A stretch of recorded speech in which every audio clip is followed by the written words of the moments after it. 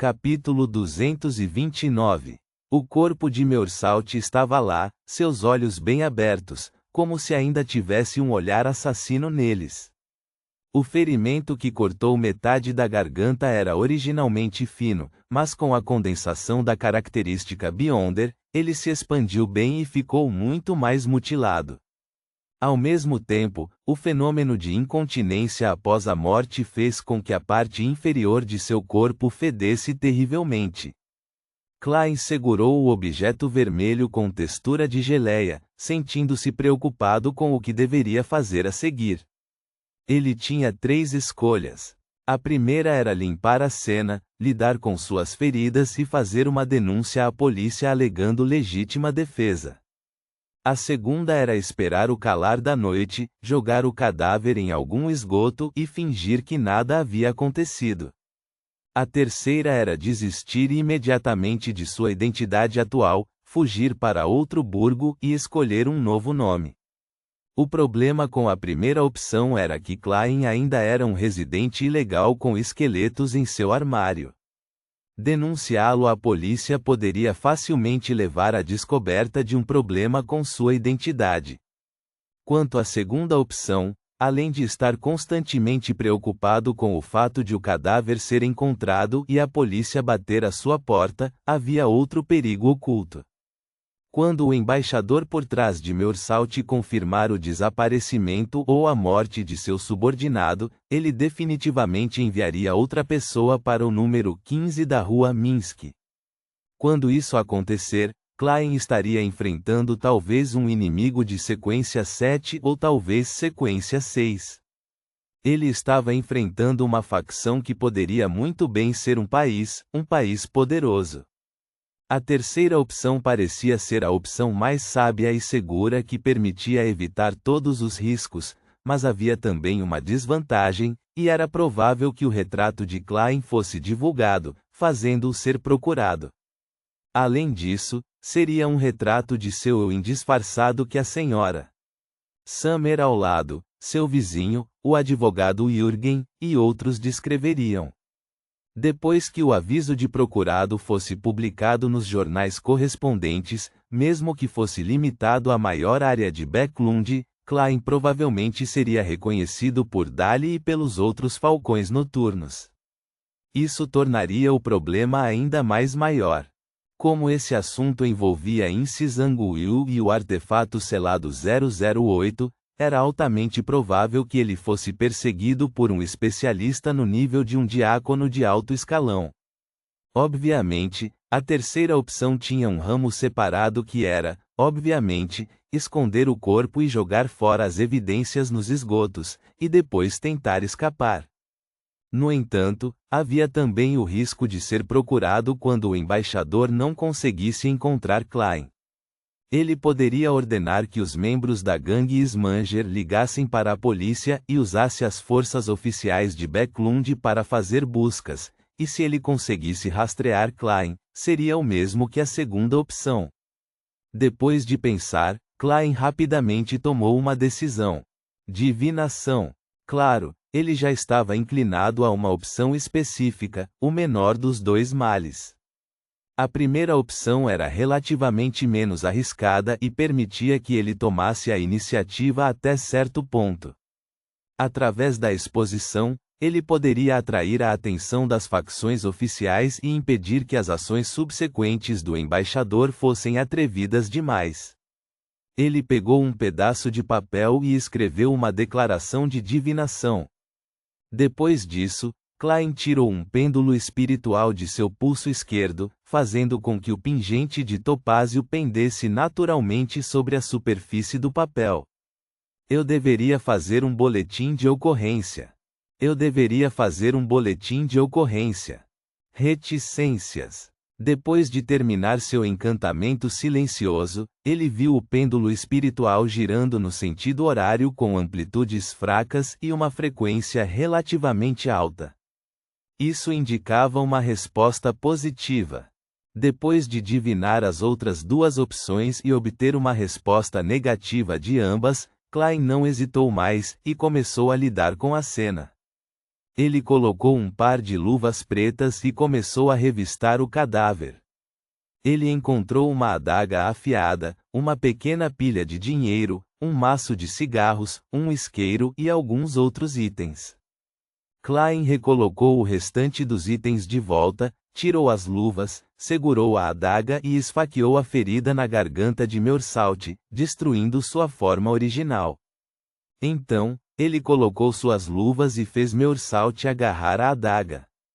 Depois de fazer tudo isso, Klein reuniu a característica Beyonder de Meursault, os seus charmes, as cartas de tarô, o contrato manchado de sangue, o papel no qual a divinação estava escrita e os vários materiais que ele carregava consigo, e os colocou em um saco de papel. Então, ele se convocou em um ritual e se transformou em um espírito especial. Carregando o apito de cobre de Azik, ele se sentiu mais forte e mais corpóreo. Klein pegou o saco de papel, terminou a convocação e voltou ao mundo acima do nevoeiro cinzento.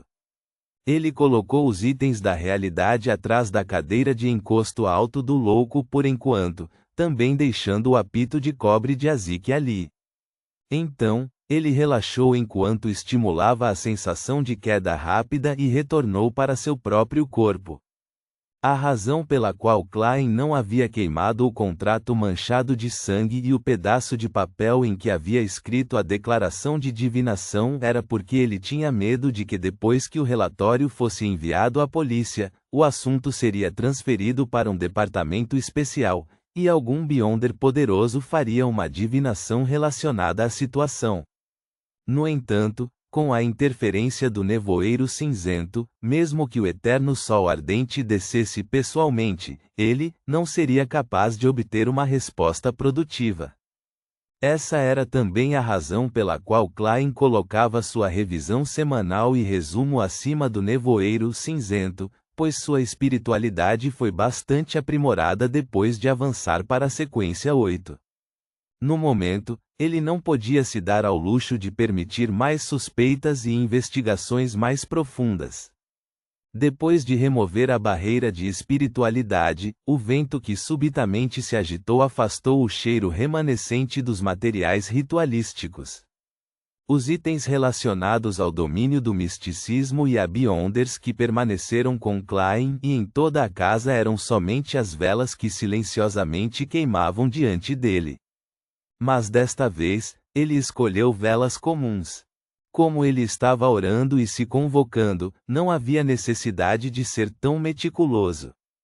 E em uma família, ter velas era uma coisa muito normal que combinava com a época, mesmo que ele fosse o único solteiro da família.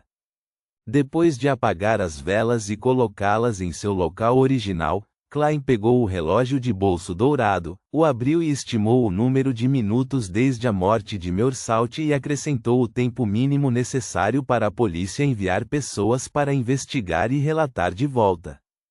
Ele queria garantir que, mesmo que um Beyonder viesse investigar, pelo menos uma hora teria se passado desde a morte de Meursault. No misticismo e no domínio da canalização espiritual, esse era um período importante. Além disso, as informações disponíveis seriam bastante limitadas e vagas. Por exemplo, era possível descobrir, através da mediunidade, que a pessoa que matou Meursault era Sherlock Moriarty. No entanto, eles não conseguiram obter os detalhes da morte. Quanto à possibilidade de seus oponentes divinarem se havia Beyonders envolvidos, Klein não estava preocupado, porque os principais fatores envolvidos, o modelo de contrato sangrento, estavam acima do nevoeiro cinzento. Até mesmo suas premonições e habilidades de combate seriam ocultadas, pois a divinação do oponente definitivamente apontaria para o espaço misterioso acima do nevoeiro cinzento e certamente sofreria interferência. Felizmente, também sou um profissional. Parece que realmente me tornei Moriarty. Klein reexaminou a cena, certificando-se de que não havia problemas, e começou a andar com os olhos fixos no relógio de bolso. Depois do tempo estimado, ele colocou os óculos com aro de ouro e esperou alguns minutos antes de abrir a porta e sair. O céu em Backlund já estava escuro e as lâmpadas a gás na rua iluminavam a chuva.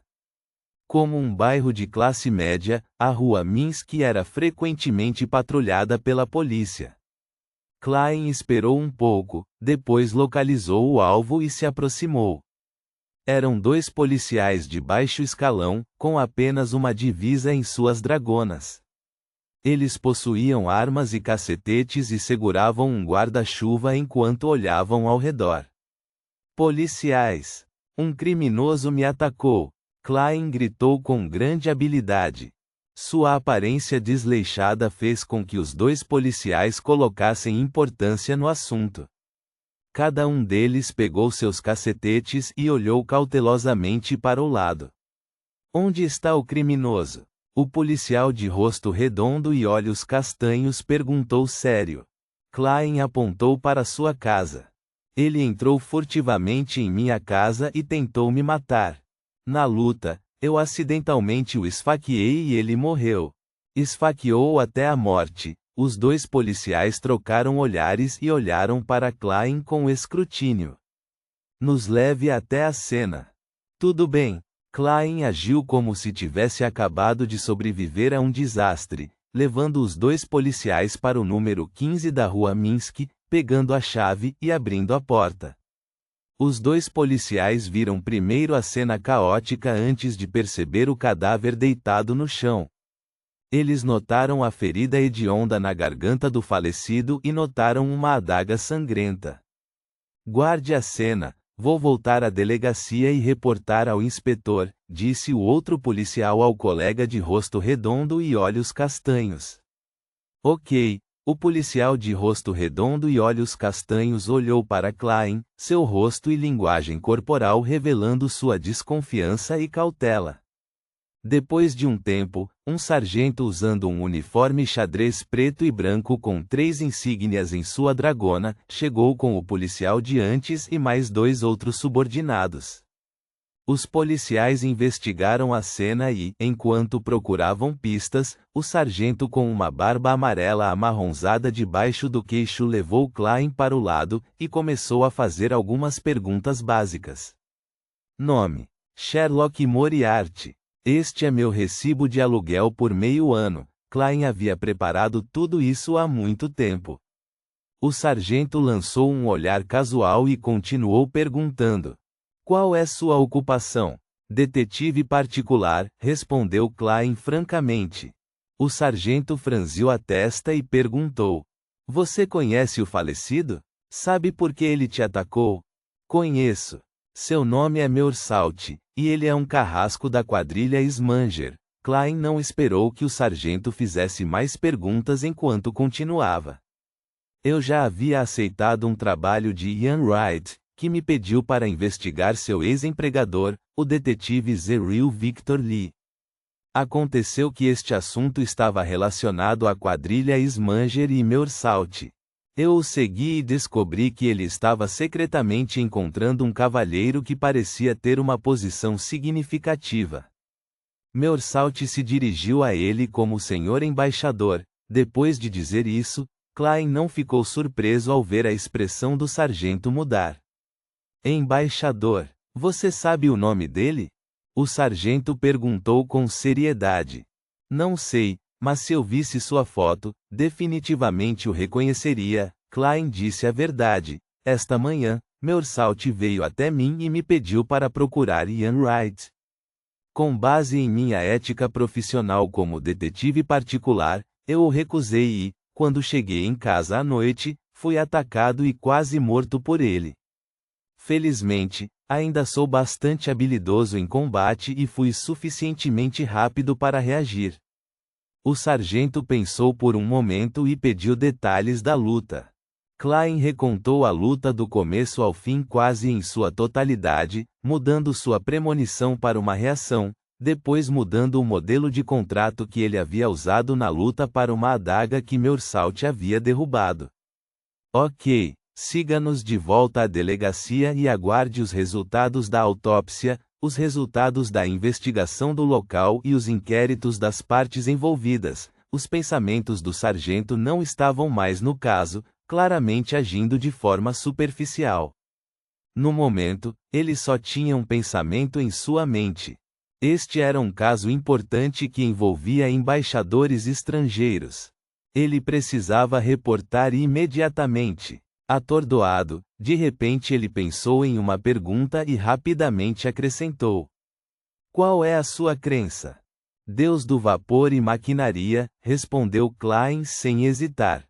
A sede da Igreja do Senhor das Tempestades em Backlund ficava no Burgo Sherwood, portanto, os casos que envolviam Beyonders eram frequentemente referidos a eles, com uma exceção: as pessoas envolvidas tinham que ser crentes do Senhor das Tempestades.